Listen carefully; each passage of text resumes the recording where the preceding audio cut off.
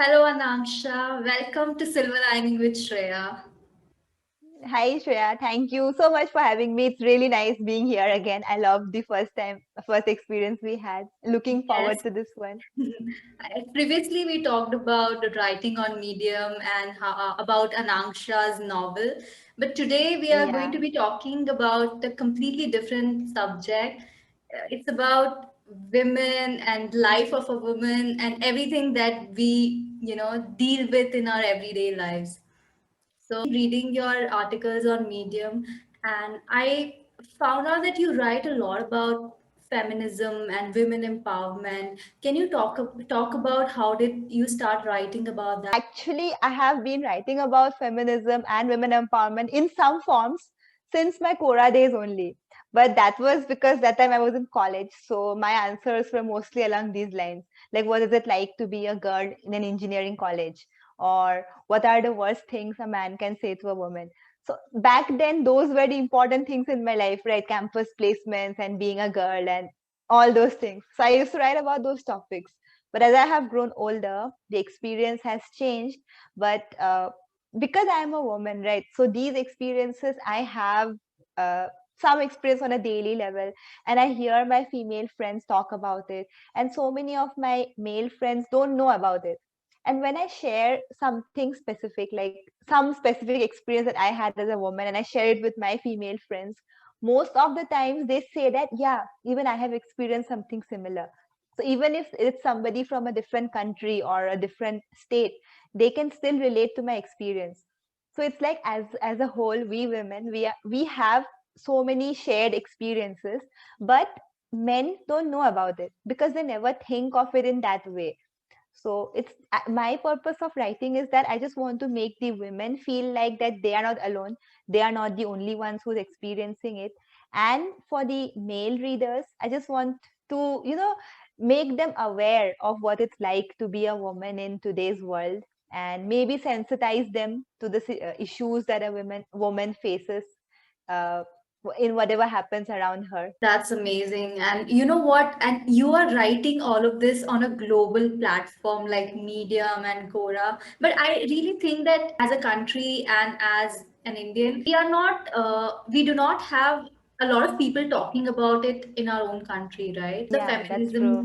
feminists we see are from abroad, and we don't talk about women empowerment that much in our country. We are still sidelining that whole entity of women, and I think we talk about it if we include homegrown women, like women from villages and small cities, it can change our country. What are the challenges you think you face in your everyday life? So these challenges, they keep changing as life keeps changing, right? In the different phases of life. For example, see, my experience is obviously clouded by my privilege, right? Because I am born in a fairly well-to-do middle-class Indian family. So I have had a protected, a sheltered childhood. And I'm aware that there are many women, especially of the lower economic classes, who have it worse off than me and whose experiences will be very different. So when I'm speaking this, I'm only speaking from my experience because my lens is just clouded by only my experiences, right? So in school, I think in school it was more or less the same because again, we were not aware enough to realize if it was something that is gender specific. But in college, so I did my civil engineering from NIT Silchar, which is an engineering college, and there were only 5 girls in a class of 105. So there were 100 boys and 5 girls. And initially, it was very terrifying because there was this huge gallery filled with 100 boys. And when we walked inside the class, there used to be a lot of catcalling, a lot of hooting. And it was like a gallery. So people were sitting from here to the top. And when we entered, it was like the whole room was shouting and catcalling. It was very terrifying. And in the beginning, as a girl, as a woman, I and all of my female classmates, we sort of assume that it's okay for the guys to do that, that because we are women, we should just stay quiet and try to be as invisible as possible so that we don't attract more attention, so that these guys don't shout more or don't harass more. That's what I thought initially. And I never talked to any male. I never made many male friends in the first year. But as we grew older in second year, third year, we started having this sense of the world, what is right, what is wrong. As we grew older in our second and third year, I made some male friends, and I realized that not everyone is like that.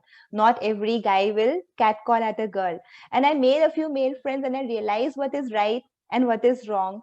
And then not just me, my female classmates, we sort of grew in confidence, and we learned to speak back at people who made comments at us. And at that time, the catcalling and everything, it stopped after that, because we stopped trying to be invisible, and we started saying what we felt was wrong. We started I won't say we started being rebels, but in whatever way we could, we started speaking out about whatever is wrong. And then in final year, it was again the placement season started. There was always this thing in college, like whenever a girl gets placed, the boys, they always have this comment that she got placed because she's a girl, she can just use her looks to get a job, which was so unfair. Because as I know, I worked hard for it, and my I know my female friends also worked hard for it, and it felt like it was so unfair to for them to say something like this. And these were a lot of topics initially I wrote about in Quora, about this placement season, and about the gender, the skewed gender ratio in colleges. That's what I wrote about initially. And then even now, like I work as an engineer in my day job, I always have this issue that whenever my suppose not just in my own college, but wherever I go, I have this issue that when a male colleague, suppose a male colleague is called X, suppose X makes a mistake, then the people in power, the authorities, the seniors, they will say that okay, X made a mistake, so X just made a mistake. But if I make a mistake, they won't say Ananksha made a mistake. They will say that, oh, women always make mistakes. Women are not serious about their careers. I have faced that a lot of times, and I feel it's very unfair, because how can you generalize my experiences as a whole, right? But when my colleague does that, you don't say that men are not serious. You just say that this person is not serious. So it is like, whatever, as women, whenever we do something good, it's not that we're doing that thing good only for us. We are also opening up a lot of possibilities for other women, for other women across the world. Because if you achieve something great, like you are doing such a good job, right, having a podcast and having your own writing career, so when you do that, other women, in say younger women, they look up to you, and they feel that they can also chase their dreams. So it's like whenever we do something good, we are also doing it for the women across the world, and not just for us. It sounds like a very cliched thing to say, but I think it's true, because even when I was in college, I used to look up to all these women achievers, and I used to feel that, wow, if they do it, I can also do the same. Yeah, but again, if we make a mistake, it will be generalized that women do all these things, women are not serious. So that pressure to perform is probably higher. I feel that. I don't know if it's true. I think I got a lot of points from what you just told. First of all, the attention part. I think even if we go through so much hardship and we face any challenges in office or in college, we are always taught to be quiet about it, because people think that you are a woman, and if you have any complaints, you are only doing it for the attention. So Yeah, that's yeah. why all the women, they go through so many challenges, but they are being brainwashed to be quiet about that, right? So that is a very important thing for all of us to remember, that sharing our problems, sharing what is the reality, doesn't make us look like we are doing it for attention or we are craving attention. So that mindset needs to be completely changed, and everyone needs to be open minded about us, because we are a huge part of this society. I think few months back when we were having this discussion, I told you that I stopped posting pictures on Instagram for a while. I was only Yeah. posting quotes, because I don't know, I had this notion that a lot of people will think that she has these many followers because of because of the way she looks, or because of her appearances, and that kind of stuck to me, and I felt really bad about it, not because I'm ashamed of how I look, or but because I want my work to be the to be the facade of everything. I don't want people to listen to this podcast or watch my videos because of how I look. I want to be known for the messages, for my ideas and my work. So that's when literally stopped posting my pictures on Instagram. And I remember I was having the same conversation with Dipanshu, and he told me that that means you are not comfortable putting yourself out there. The mentality is like that. But if I don't post pictures because of the same mentality, that means I am accepting that system which they have created. So that's Yeah. when I stopped thinking about that, and I just did what felt right. And I think after a few weeks I got normal, and I started posting my own pictures, my own selfies. Absolutely. And like what you said, even I sort of had this whole dilemma about Instagram. There was a time when I also stopped posting pictures because I didn't want to be known for my looks. We're not in that business where we sell our looks, right? We want to be known for our ideas and for the kind of content that we post. But then I realized that this is my profile, Instagram or Quora or Medium. I should post what I want to post, right? And if I want to post my pictures, that doesn't mean that I only want to be known for my looks. I like clicking pictures. I like getting myself, I like being in photo shoots. So it's also a part of my personality. If I'm showing other parts of my personality, why should I hide this part just because I'm afraid of judgment? That's when I decided that it's okay. Let people think what they want. If someone follows me for my looks, that is also okay, but they are not my target audience. My target audience is the people who follow me for the kind of message that I portray. And I'm okay with that because you cannot please everyone. You cannot make everyone like you. There will always be people who point fingers at you no matter what you do.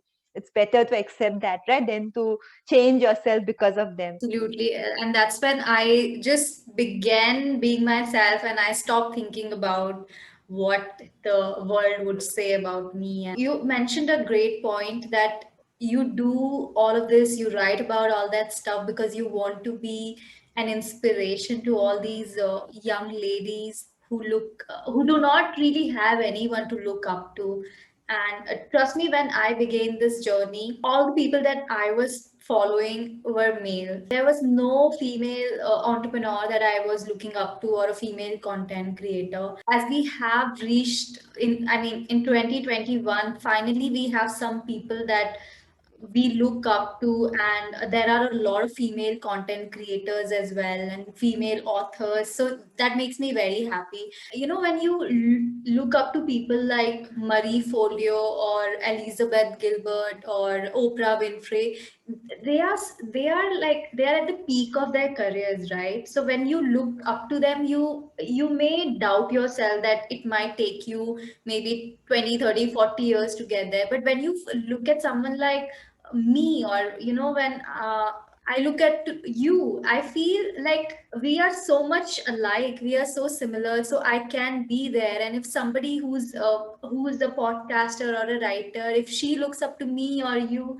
she can also envision herself doing what we are doing. So I think that is a great way to inspire so many women. And that's why I decided, for my podcast, I interviewed around 15, 20 people across the globe. Among all those 20, 25 people, only 3 or 4 were women. And once I Okay. went through that list, I was really disappointed because I I had known so many powerful and strong women all my life, and then I realized that I was not sharing their stories. That's when I decided that I need to do something about it. And this segment of the podcast, I'll be only talking to women, and I'm doing my part to make women of this country dream and follow their dreams. So I'm very excited about it, and I'm very happy that you are the first guest of this new whole journey. That's so amazing. Yeah, it's a very, very important step. And I admire you for taking this step. And it's so important, right, that we bring out the stories of these amazing women out there in the world. Like when you mentioned that you were having these interviews, I also noticed, I just realized that I also have this segment on my YouTube where I interview medium writers. And I don't know how many I did, maybe 11 or 10, 11. But out of them, I think only three are men. But rest of them are women. And it didn't happen on a conscious level. I didn't do it consciously. I just connected more with their stories because maybe they are all from different parts of the world. But maybe I connected more with their stories, and that's why I did it on a subconscious level. I'm not sure. I just realized it just now as we speak. There are so many unheard stories of women, and I'm so excited. Like, I've already list down at least 4 or 5 interviews, and have scheduled all of them for this month. So I'm very excited. We as women, we have so many notions and so many stereotypes that, you gotta be married by 24. You should have your first child at 25, 26, and maybe second by the time you're 28, 29. So because we have a body clock, and it's ticking and all of that, what do you have to say about that? I think this is also a personal choice whether you want to have children or not. But nowadays, there are so many medical alternatives, right? Even if you can't have a child, you can go through surrogacy, or even if your body clock is ticking, there are so many alternatives you can pursue. You can go for adoption, you can go for IVF, and yeah, that stereotype is there in India that women, not in India, in many parts of the world, that women need to get married at this particular age. It's the marriageable age, right? But luckily, I haven't faced that much of a issue yet because in my part of the country, in Assam, women, it's not common for women to get married so early because even my mom, she got married when she was 28. So, and she had me when she was about 30. So it's not like my mom will never pressure me to get married before her, right? So it has, I haven't had that family pressure yet, but a lot of my friends from college, from different parts of the country, are already married, and some of them got married at very early, like 23, 24. At that time, it's not possible. You don't even know yourself when you're 23, right? How can you know who you would want to spend the rest of your life with? So I feel that it doesn't matter at whatever age you marry, even if you marry early. If you are 100% sure that you want to marry, and it's because you want to do it, not because the world thinks it's the right time for you, I think it's okay if you are sure. But your reason for marrying shouldn't be that all your friends are getting married, or your family is pressuring you into getting married. That shouldn't be the reason to get married. That's what I think. I totally agree with your point that it's a personal choice, and we should not take it too seriously. Like, I mean, I know it's like a serious issue, but just because your friends are getting married doesn't mean that you have to get married. And I totally believe that if I was in love at 22, and if I really wanted to get married, I would have. Like, I wouldn't have stopped myself just because of my age. It shouldn't be attached to our age. It should be related to our understanding of the person we are going to marry, and it depends on your relationship, whether you have a matured relationship or not. Like you mentioned, a lot of people have pressure, especially girls in their late 20s. I had a friend, and she was looking for a guy for the past 2 years, and she couldn't find anyone. She was available on all the matrimonial sites. By the time she turned 29, 30, she was really, really frustrated. No matter how successful you are, no matter how cool your parents are, but at a certain age, everyone starts panicking. Do you Yeah, relate to that sometimes? I relate to it. I just remembered you had a very interesting concept about it, right? Regarding arranged marriages and how we reject ourselves, or how we let our parents reject us. What was that? I forgot. It was a very interesting concept that you had. Indians should just start dating. Are you talking about that? Yeah, yeah. No, no, no, Yes. no, no. It's like about arranged marriage. Like when people, it's like parents are setting up their children for rejection. Oh, yes. It was Yes.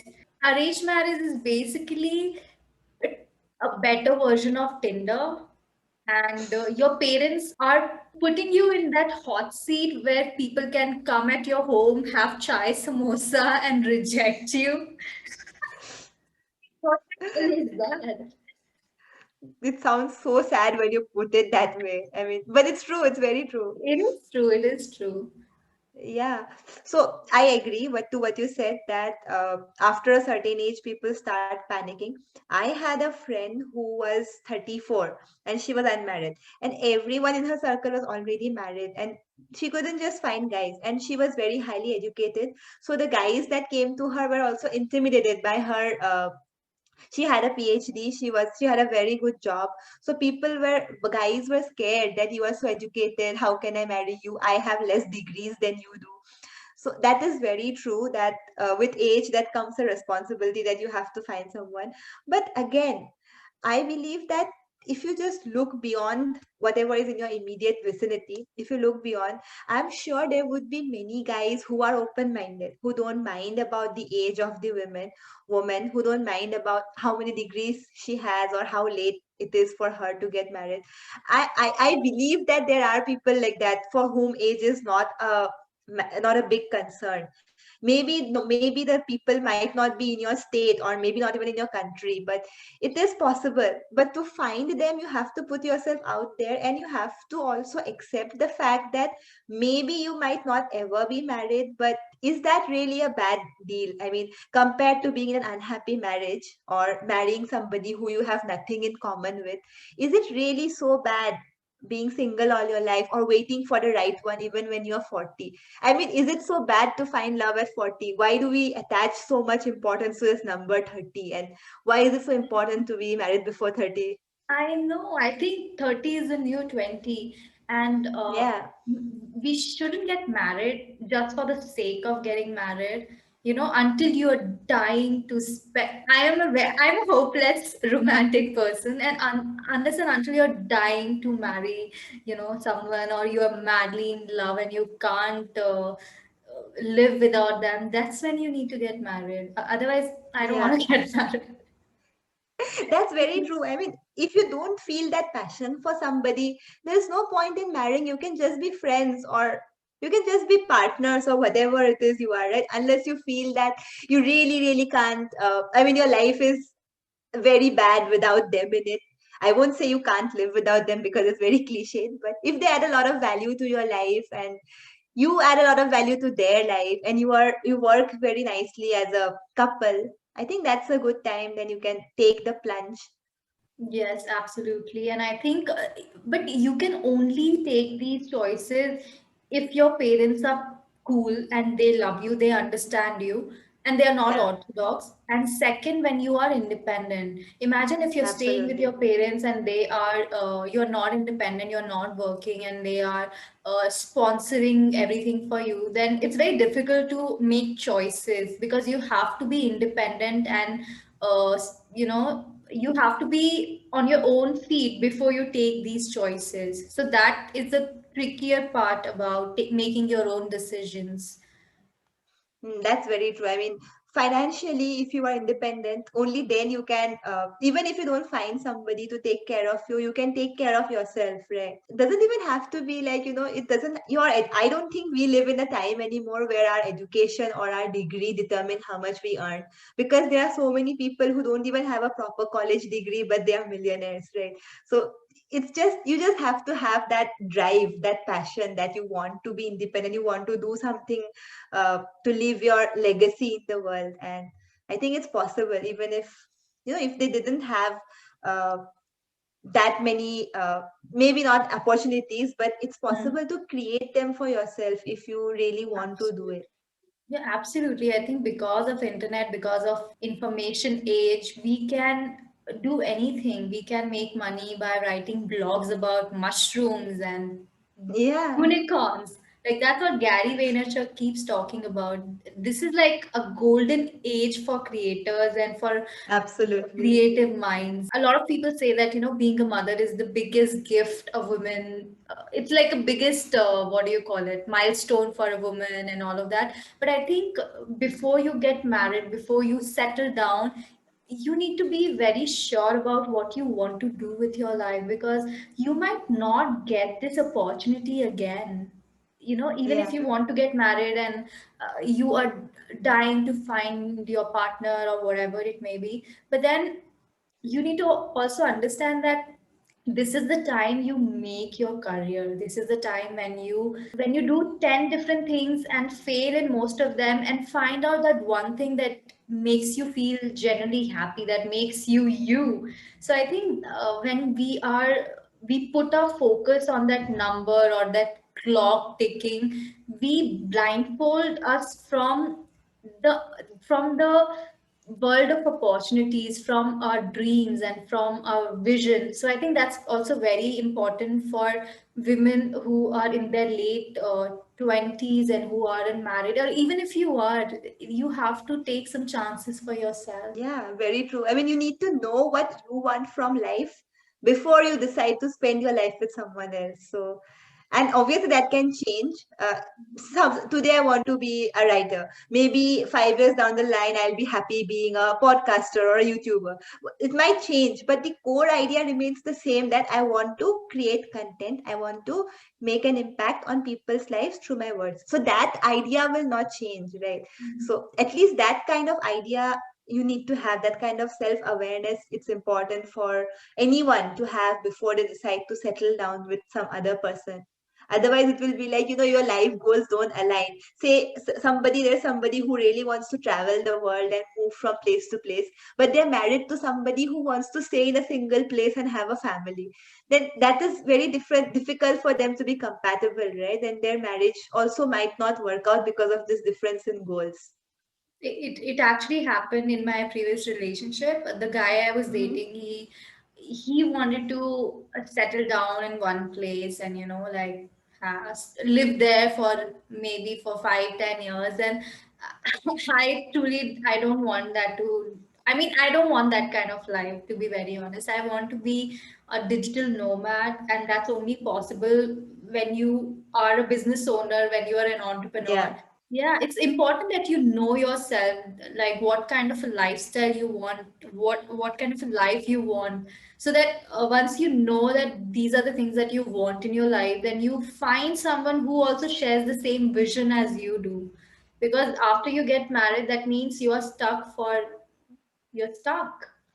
Yeah, true, very true. Yeah. So And that awareness needs to be there. I remember you wrote an article about your friend, uh, about some dowry issue. Can you enlighten us about that? Okay, so this is the same friend I told you that she is 34 and she was having a hard time finding someone. So the reason she didn't have a guy till that age was that she had a boyfriend since class 12 of their high school. So like when she was in 12, she had a boyfriend and they had a relationship for like 8 years, I think. And then they were about to get married. So she had a job, he had a job. Both of them had jobs that had comparable salaries. So they were lovers for so many years, right? And they were about to get married. But right before the marriage was about to happen, uh, this guy's parents, they asked the girl's parents that, how much are you going to give us? And the girl's parents were shocked, but they thought that it's normal, and they were ready to give the money, whatever they asked. They asked for, I think, 75 lakhs, which is a huge amount in India. So then my friend, she came to know about this. And then she went to her guy and asked that, what is this nonsense? You know me for so long. How can you ask money for my parents to marry me? And then the guy said that this money is for us only, right?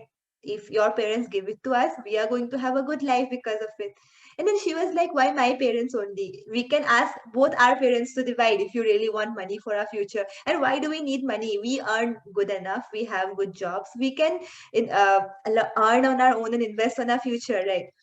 And the guy was like, come on, this is normal, it happens. This is you don't call it dowry, you call it an investment in your future. And my friend was so pissed off. They were about to get married, they had their wedding cards printed and all, but she just called off the marriage. They had a very long discussion and the guy was not ready to listen to it. He was like, this is normal, it happens, it doesn't matter if we know each other, this is normal, this is what you can expect. You cannot get anyone who will not ask a dowry. It's not possible.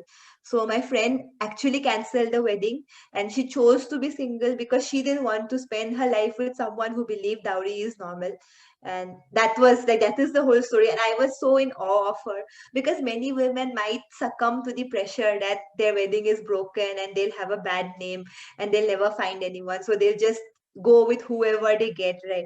But this friend, she was very brave in I believe that she was very brave, and she didn't listen to this illogical demand, and she chose to be single, even though it meant that she would have a sort of bad name because her marriage was broken. I think getting laughed because your marriage got broken is better than spending your life with a greedy person, right? Yeah, absolutely, absolutely. And especially if someone who believes that just because they are a guy, they deserve money to marry a woman. That is so unfair. It doesn't make sense It's at all. yeah, like imagine I'm leaving everything for you and you want. It's like you're buying me with that money. It's like a business deal. It sounds so wrong, but isn't that Yeah, how it? I mean, it's just beyond my understanding. It's insane. seriously. People think And that it's especially, normal. yeah, Only yeah. And slaves were people, normal 50 years back. But do you think yeah, it's the right thing to do? anything that is popular doesn't mean it's the right thing to do, right? Yes, absolutely. And I think even if the parents of a guy thinks that they have, I don't know what do they think about their child. I mean, he's just a boy. What's the big deal? But anyway, even if they think he's special, he should have the mind to know that he's not. And Yeah, and he has I education, he understand knows. I Yeah. understand that that's the kind of upbringing they have. I mean, his parents had, and it takes a lot of time to unlearn all these rituals and all these customs, you know. But as someone who's of your age, someone you know for so long, as in your boyfriend or your spouse, they also need to understand that they have to come out of that shell. They have to take responsibility. They have to understand your side of the story too. Anaksha, you're doing so well with your writing, and your channel is doing amazing. I keep checking the interviews you take. You've been busy with your PhD, you're teaching, and you're doing so many things. How did you find your passion? So actually, I always tell this to everyone that no matter what, no matter how much I hate it, I am still a writer because of Quora. I am a product of Quora, and I got this writing habit from Quora because that was the first time I had this habit of writing something daily. Before that, it was just one article, one story every 2-3 months. So Quora gave me that access to instant gratification, right? I could just write something, publish it, and within few minutes people can give comments. That was very addictive. And I think that hasn't gone away. Even in Medium, it's same, right? You can just publish something and immediately you are ready to receive responses from people, claps from people. So I would say that, yeah, as a writer, I mean, I love that feeling that so many people can read my work immediately after I publish. So that is there. And as you said about the job, I was more active on Quora back in college, because in my final year of college, because after the placement and everything, people are usually free in their final year, right? They have a lot of time. That was the time I wrote a lot on Quora. Then I sort of stopped writing so much. I got busy in other stuff. But in 2020, when there was a lockdown and we had work from home, that was the time I got a lot of free time suddenly, which I didn't have before. And that was the time I started taking writing more seriously. And I think in May 2020, I started writing more frequently on Medium, and I've continued that, because after writing so much on Medium, I discovered that, yeah, this is something I enjoy more than doing anything else. I can go into that state of flow when I write. Even if I'm not in the mood for writing, if I just sit and write for at least 200 words, that flow comes, that flow state comes. And that is very precious, because after you're done writing, you feel so fulfilled. And I don't feel that sense of fulfillment from other things that I do, unless you count listening to music. But listening to music is not, I mean, that's not something I can make a career out of, right? But writing is something I can. So that is how I discovered that I get more fulfillment when I write. And maybe that is how you can say that that is how I discovered my passion, because not the money, not the views, not even the comments, but it's how easily that state of flow comes to you. I also wrote a 1,000+ answers on Quora. Can you imagine writing 1,000 stories on Medium and not get paid? That's not possible. We did that on Quora, and Same with me. to be very honest, I think on Quora, and then they started the question Quora partner Partner program, program. and Yeah. I asked 5, 6 questions, and I think I made some few pennies. So I think it happens when you experiment with your hobbies. So we Yeah. need to take our hobbies seriously, and then how long can you do it for without any validation, monetary or in Yeah. terms of traffic or likes and follows? And when you do something for absolutely nothing, you realize that that's the thing you should be doing with your life, because Yeah, it is a absolutely. game for you, like Naval Ravikant says. You need to pick up something that is a game for you and work for others. That way, nobody can outplay you. So, what are your plans for New Year, and what are you working on currently? uh, Currently, I was promoting my medium related course, but I was hoping to get five students in Feb. I already got five, so I think I'm going to stop promoting for at least Feb, because I can't take more than five people. So for this month, that medium course is full. Maybe next month I'll start promoting again. But now I'm thinking of working on something that will help people figure out how to get started with writing, what to write about, where to post their writing, and how to build a writing habit. Because a lot of people often ask me this, that how do I know what I want to write about, or how do I get started? So it can be a book, or maybe I'll do something like you did, like a book plus journal thing.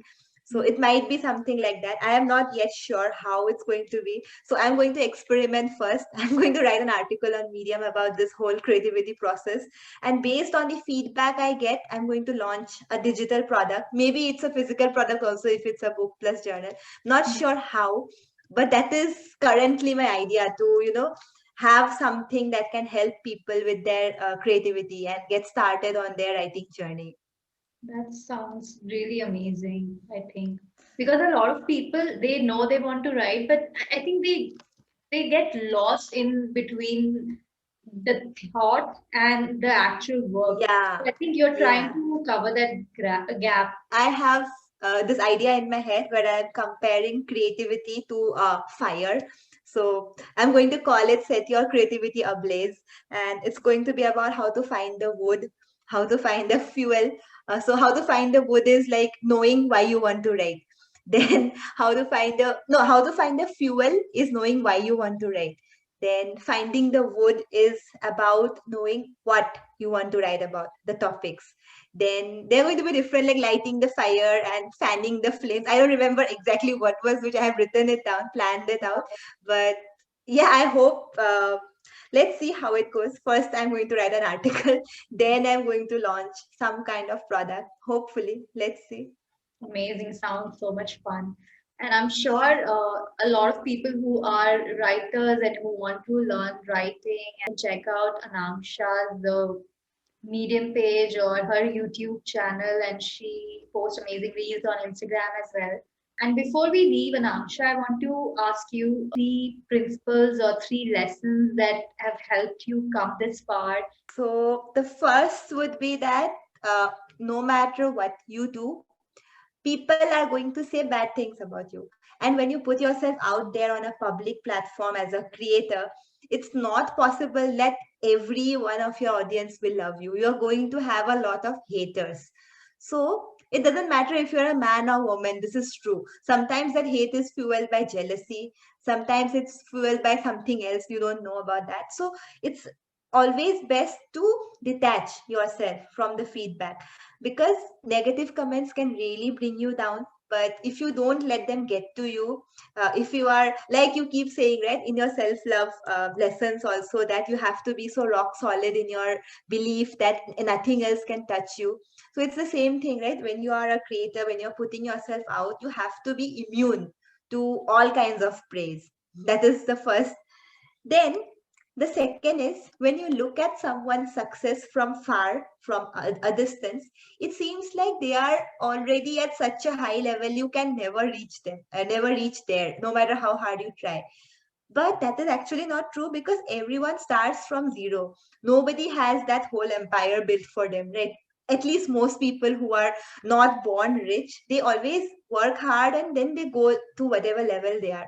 So looking at them from far might feel that you have nothing and they are so talented. But that's not true, because they also started from where you were. And if you keep working hard, if you keep showing up every day, if you keep improving your skills, there is no way that you're not going to succeed. But you have to give it time, because it's not possible that your first year is going to be amazing. I wrote on Medium since 2018, but I never made any money till 2020. That's like 2 years of, you can say, wasted effort. But it helped me know, it helped me discover the platform, right? So it's very important to not doubt your skills just because instantly you're not getting results. Because it doesn't matter what business you're in, even if you're an actor, a singer, a comedian, a writer, it's impossible that first initial few years will be great. But you have to remember your why you're doing it. And if you're doing it, like if your sole motivation is money, then maybe this is not the right career for you.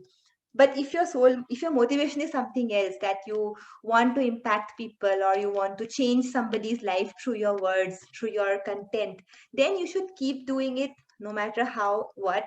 And you shouldn't doubt your own skills. So that is something that I also need to learn, because I also get frustrated a lot when I see other people who are doing better than me. And then I remember that, yeah, they have been doing it for years and I just started like 6 months back. Why am I even comparing? There is this common quote, right? Don't compare your beginning to someone else's middle. So that is a very important thing that I would like to say. And the third is, again, like I was saying in the first tip, that you need to detach.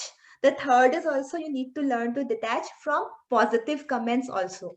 Because if you are so attached to success, suppose one of your pieces or your content goes really viral, and you are so attached to it that you get this idea in your head that every piece you produce after that needs to be as successful as that. If you are attached to it, that idea will be in your head, right? And you won't be able to create anything new, because you will always try to make everything so perfect that you won't be able to create anything new. But if you detach from success, you are like, okay, it's there, it's done. My job as a creator is to create more. It doesn't matter if it succeeds or if it fails. If you just keep doing it, then it might, maybe you will never be able to replicate that. Maybe it's possible, but at least you will still have more content, right? You will still get to feel that sense of fulfillment, that having completed something good. And even if it doesn't do good, even if you get one comment from somebody who's living in, say, Latvia, who tells you that this video changed my life, it gave me inspiration, it gave me hope, I think that's more important than earning $5,000, right? Because you're actually making an impact. And if somebody says that your content made me cry, it gave me hope, that is so important, right? So we should always, like, if you are a creator, anybody who's a creator should always have that target audience in mind. And this whole motivation shouldn't be, the first motivation shouldn't be money. The first motivation should be how they can help that target audience. And then that would help them detach from success and failure both. So these are my 3 tips. I hope they were helpful. I think they are so, I think they are complete if somebody actually tries to uh, incorporate them in their life, implement that in their lives. Their content writing or content creation journey will become so smooth, because you've covered everything: rejections, compliments, process, and the idea generation. So that's wonderful. Where do you see yourself, and who's your idol that you want to be like? I know you're gonna be like a unique person, you'll have your own personal brand and everything. But which is that one person you really admire? You know something, I don't know. I mean, it might sound weird, but I don't really have that one person I want to be like, because right now I am not sure where I want to be in 5 years. I know I want to be a writer, but I don't know I want to write books, or I want to write online writing, or I want to be a writing coach. I am not sure where I want to be. I just know I want to create content and I want to write. But I don't know where or how. I might even become a talk show host, who knows, because I love doing talk shows with people. So I don't know, maybe once I figure out exactly where I want to be, then I can answer this question perfectly for you. But yeah, okay, I'll give you three things that I want to do. First is I want to, I want to be critically acclaimed. I don't want people to say that she has no talent, she just got successful because she's lucky. I don't want to be that person. I want to be critically acclaimed. Second, I want to be popular. I mean, I want my content to be accessible by many people. I don't want to be that have an elite audience that only people who are highly educated can understand my content. I want to be accessible to the masses. That is the second. And third, obviously, I want to be rich. So these are my three criteria for the future. Let's see how much of it is possible. I think everything is possible, and you have covered everything. Nice. Sounds fun. I'm sure you will do great. It was lovely Thank you so talking to much. you, Anansha. Thank you for being with us. Thank you so much for having me.